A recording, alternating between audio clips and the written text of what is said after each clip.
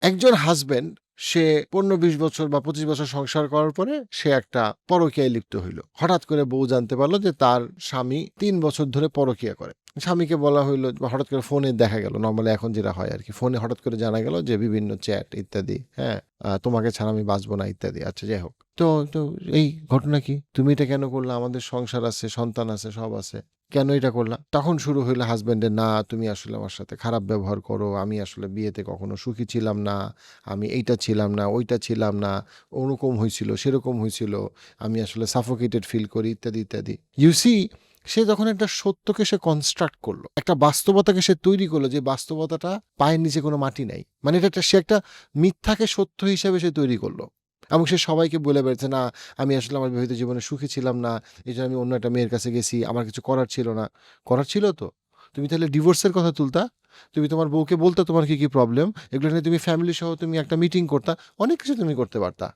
কিন্তু তুমি পরকীয়া করলা। যখন তুমি ধরা খাইলা, তখন তুমি একটা কারবালা সিনড্রোম শুরু করলা। কারবালা সিনড্রোম মানে হইলো, বুঝাচ্ছি যে তুমি হঠাৎ করে তুমি একটা খুব বিলাপ শুরু করলা যে আসলে তুমি পরিস্থিতির শিকার। আমাদের ১ম স্পন্সর স্কাই বাই বিডি, যাদের মাধ্যমে আপনি চায়না থেকে যে কোনো প্রোডাক্ট আনতে পারছেন। অলরেডি ২ লক্ষর বেশি উদ্যোক্তা তাদের সাথে ব্যবসা করে উপকৃত হচ্ছে। তাদের ওয়েবসাইটে আরো ডিটেইলস আছে। তুমি তো পরিস্থিতির শিকার না। তুমি অপরাধী। তুমি মেনে নাও যে তুমি অপরাধী। And that's the truth. এখন তোমার সাথে তোমার ওয়াইফের সম্পর্ক আসলেই খারাপ থাকতে পারে। বাট সেটার জন্য তুমি যেটা করছো সেটা তো জাস্টিফাইড না। আরেকটা এক্সাম্পল দেই। যে মানুষ কিভাবে একটা মিথ্যা বাস্তবতা তৈরি করে এবং সেটা নিয়ে সে এটাকে জাস্টিফাই করার জন্য তর্ক করতে থাকে। আরেকটা এক্সাম্পল হইলো, আপনার ছেলে বা মেয়ে, তার বয়স হয়ে গেছে ২৫ বা ৩০। এখন সে কিছুই করে না। সে বাংলাদেশে থাকতে পারে, সে প্রবাসে থাকতে পারে, হোয়াটএভার, সে কিছুই করে না। সে গেম খেলে, ফ্রেন্ডদের সাথে আড্ডা দেয়, বাবা-মার সাথে থাকে। ডেফিনিটলি বাসা ভাড়া দেয় না। সে অ্যাডাল্ট হয়ে গেছে। সে বিয়ে করবে না। সে কিছুই করবে না। সে কোনো দায়িত্ব নিবে না। সে খালি প্ল্যান করতেছে এবং সে বাবা-মাকে ব্লেম করতেছে। কারণ তুমি ছোটবেলায় আমাকে ছোটবেলায় আমি বক্সার হতে চেয়েছিলাম, তুমি আমাকে বক্সার হতে দাও নাই। ছোটবেলায় আমি ক্রিকেটার হতে চেয়েছিলাম, তুমি ক্রিকেটার হতে দাও নাই। ছোটবেলায় আমি ঘোড়ার ডিম হতে চেয়েছিলাম, তুমি ঘোড়ার ডিম হতে দাও নাই। আসলে বাবা-মা কিছুই করেনি, কিছুই জানে না। বাট সে বারবার বাবা-মাকে ব্লেম করে। বাবা-মার কাছ থেকে সে যে টাকা চায় সেই টাকায় তাকে বাবা-মার তাকে দিতে হবে। এবং বাবা-মা এখানে একরকম জিম্মি। কারণ ছেলে বা মেয়ে বারবার হয়তোবা, "আমি চলে যাব, পালায় যাব, তোমাদের সাথে থাকবো না, তোমরা খারাপ।" কিন্তু সে কিন্তু বাবা-মার গাড়িতেই চলে, বাড়িতেই থাকে। সবকিছু সে বাবা-মার থেকে ফুল ভোগ করতেছে। সে অ্যাডাল্ট হয়েছে কিন্তু অ্যাডাল্টের দায়িত্ব সে নিবে না। কেন? কারণ সে এগেইন একটা বাস্তবতা তৈরি করে। তার বাস্তবতাটা কি? আমি আসলে যোগ্য, আমি আসলে মহান ভালো কিছু করতে চেয়েছিলাম। কিন্তু আমার বাবা-মা আমাকে ভুল পথে পরিচালিত করছে। এজন্য আমি কিছুই করতে পারতেছি না। এবং বাবা-মার ভুলের কারণে যেহেতু আমার জীবনটা বস্তাপচা হয়ে গেছে, এজন্য বাবা-মাকে আমাকে সারা জীবন ধরে জরিমানা দিয়ে যাইতে হবে। আজকের ভিডিও পাওয়ার্ড বাই আম্রপালি, আপনার ইফতারের সাথী।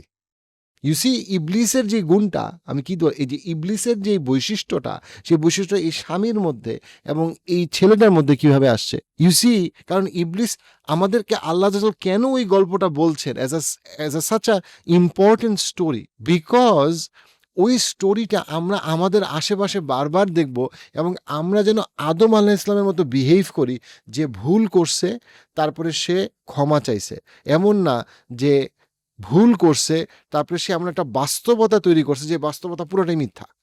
সেটা মিথ্যা গল্প তৈরি করছে। যেন সে তার নিজের ইগোকে উপরে রাখতে পারে। এবং অন্তরের রোগের একটা বিশাল পার্ট হচ্ছে একটা মিথ্যা গল্প তৈরি করা। রাইট? আপনি খেয়াল করবেন যে ডোনাল্ড ট্রাম্প বারবার মিথ্যা গল্প তৈরি করে যে গ্রিনল্যান্ড নিয়ে নেওয়া আমার জন্য জাস্টিফাইড। হ্যাঁ?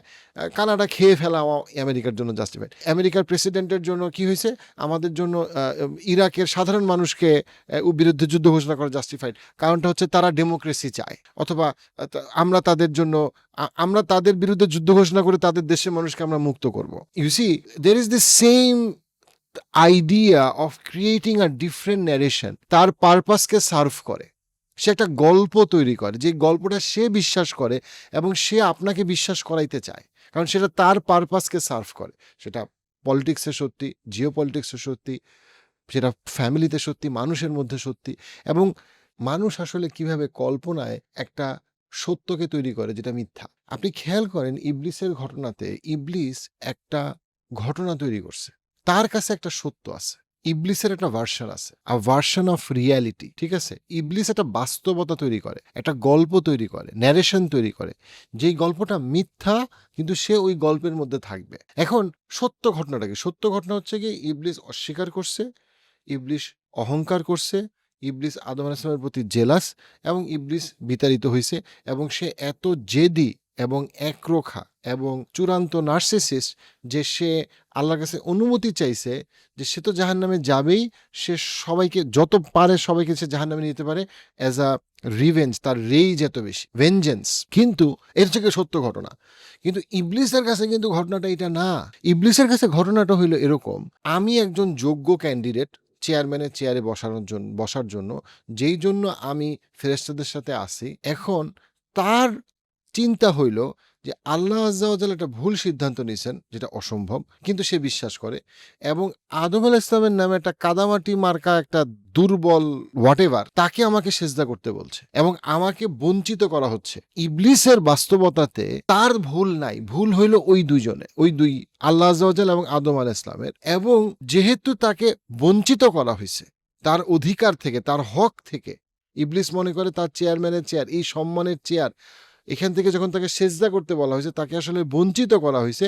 এইটার জন্য সে এখন রিভেঞ্জ নিবে এবং সে তার হিংসার থেকে সে রিভেঞ্জ নিবে এবং রিভেঞ্জ নেওয়াটাই জাস্টিফাইড। তাকে তো আসলে বঞ্চিত করা হয়েছে। এই যে মিথ্যাকে, সত্যকে অস্বীকার করা এবং মিথ্যাকে সুন্দর করে একটা সাজায় মোড়কে নিয়ে সামনে নিয়ে আসা, এই প্রবণতাটা হচ্ছে গিয়ে ইবলিসের বৈশিষ্ট্য, যেটা ইবলিস করছে। হ্যাঁ, যে আমাকে বিতাড়িত করা হয়েছে, কিন্তু আমি তো যোগ্য ছিলাম, আমার কথাটা তো ঠিক ছিল, আমি তো সত্য বলছিলাম যখন আমি বলছিলাম আমি তো আগুন দিয়ে তৈরি আর ও তো কাদামাটি দিয়ে তৈরি। কথা তো সত্য যে ওগুলো কাদামাটি দিয়ে বানানো হয়েছে, আমাকে আগুন দিয়ে বানানো হয়েছে। সে কি বোঝানোর চেষ্টা করতেছে? সে বোঝানোর চেষ্টা, আমি তো সত্যই বলছিলাম, আমার তো একটা গ্রাউন্ড ছিল।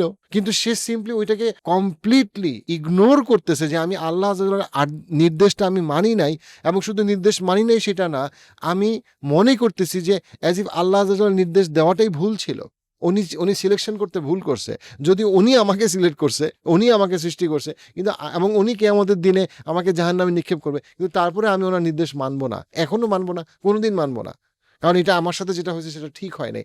সে এত ইগোইস্টিক, সে এত অ্যারোগেন্ট যে সে ওইটার বাইরে কোনো কিছু দেখতে পারে না। আমাদের আশেপাশে এরকম কোনো মানুষ নাই যে এরকম একটা গল্প তৈরি করে, যেই গল্পতে সে রাজা, অন্যরা সবাই প্রজা, এবং সেটা জাস্টিফাইড, কিন্তু আসলে দিনের শেষে সে একটা ব্যাংকরাপ্ট, করাপ্টেড, পাপী, অপরাধী। এবং এটাকে বুঝতে পারাটা মুসলিম হিসেবে আমাদের জন্য ইম্পর্টেন্ট, যে আল্লাহর পথের গল্পটা কি আর ইবলিসের পথের গল্পটা কি।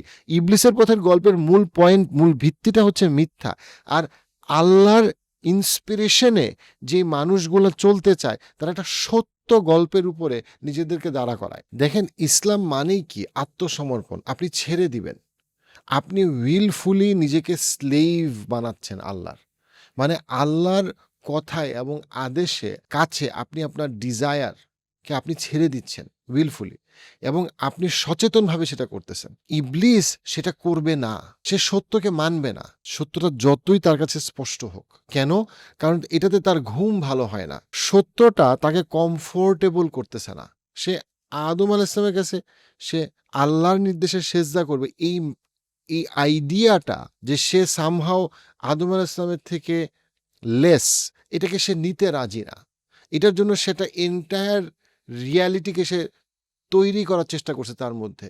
তার একটা ভার্সন অফ ট্রুথ আছে, যে ভার্সন অফ ট্রুথটা সে তৈরি করছে, সে প্রচার করে, সে মানুষের মধ্যে সেটার বীজ বপন করে। ঠিক যেভাবে সে বিতাড়িত হয়েছে, সে তার মতো অন্যদেরকে সে ধাবিত করে, তাড়িত করে। কিন্তু দিনের শেষে সে জাহান্নামী এবং তার ফলোয়াররাও জাহান্নামী।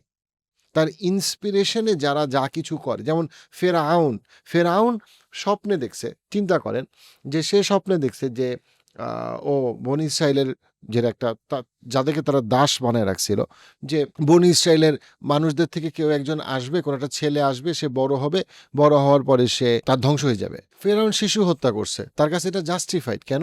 ওরা তো আমাকে বড় হয়ে হত্যা করবে। তার কাছে তার যেই রিয়ালিটিতে সে বিশ্বাস করে এবং সে তার মন্ত্রী পরিষদকে বিশ্বাস করাইছে, সেইখানে তার রাজত্বকে টিকায় রাখার জন্য যে কোনো পরিমাণ শিশু হত্যা করা তার কাছে স্বাভাবিক, এবং সেইভাবেই অন্য মানুষদেরকে সে ট্রেন করছে এবং হ্যাঁ হ্যাঁ তাই তো, আসলেই তো, হ্যাঁ, সাধারণ মানুষ মারা জাস্টিফাইড। একইভাবে ইসরায়েল প্রতিষ্ঠা করা লাগবে, এটার জন্য যে কোনো পরিমাণ প্যালেস্টাইনের নারী এবং শিশু হত্যা করা ইজ পারফেক্টলি ফাইন। কেন? কারণ ইসরায়েলরা জিউরা বিতাড়িত, এবং জিউরা প্যালেস্টাইনের মানুষরা হয়তো জিউদেরকে রাখতে চায় না, হয়তো বিতাড়িত করতে চায়।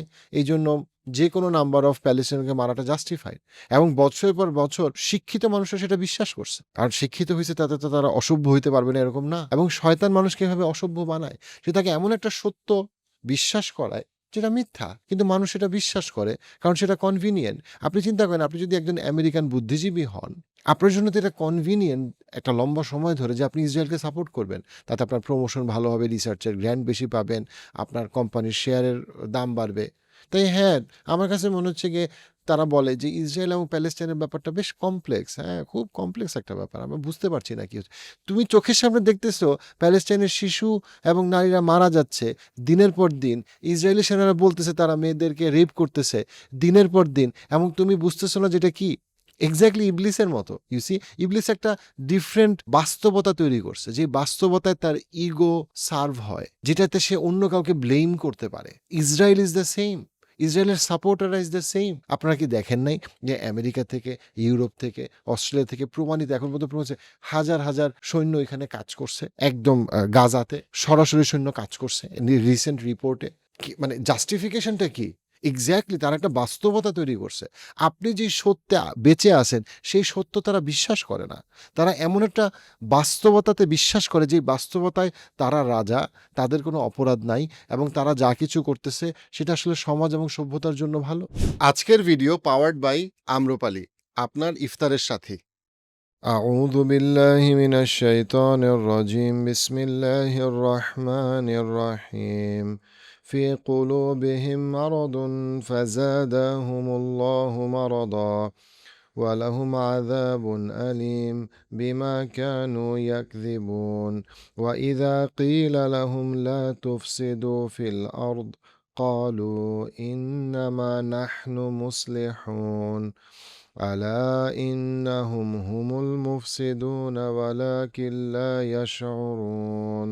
আয়াতগুলো এত ইম্পর্টেন্ট সূরা বাকারার 9 থেকে 13, যে আল্লাহ শুরু করছেন মুনাফিকদের যখন বৈশিষ্ট্য বলছেন, আল্লাহ বলছেন যে ফি কুলুবিহিম মারাদ, তাদের রোগ তো তাদের অন্তরে, রোগ অন্তরে তাদের রোগ, এবং তাদেরকে আল্লাহ বলছেন তারা মিথ্যাবাদী, তারা মিথ্যাবাদী, তারা একটা মিথ্যাকে বিশ্বাস করে, এবং মিথ্যাকে সেটাকে আবার আল্লাহ এক্সপ্লেইন করছে, এবং এক্সপ্রেশনটা এত সুন্দর এবং এত অ্যাপ্লিকেবল যে আল্লাহ বলছেন তাদেরকে যখন তোমরা গিয়ে জিজ্ঞেস করো যে তোমরা পৃথিবীতে কেন বিশৃঙ্খলা তৈরি করতেছো, তোমরা সমাজনীতি বানাইছো, তোমরা বলো মেয়েদের জন্য তোমরা উপকার করতে চাও, কিন্তু তোমরা ওই এপস্টিনের দ্বীপের তোমাদের সাপোর্টার আগে বসে আছে, তোমরা জালিয়াতি করতেছো বিভিন্ন মতাদর্শ নিয়ে এসে, যেটার মাধ্যমে আসলে পরিবার ভাঙতেছে, সমাজ ভাঙতেছে। তোমরা বলো তোমরা অ্যাডিকশন কমাইতে চাও, যে তোমাদের সমাজে অ্যাডিকশন বাড়তেছে।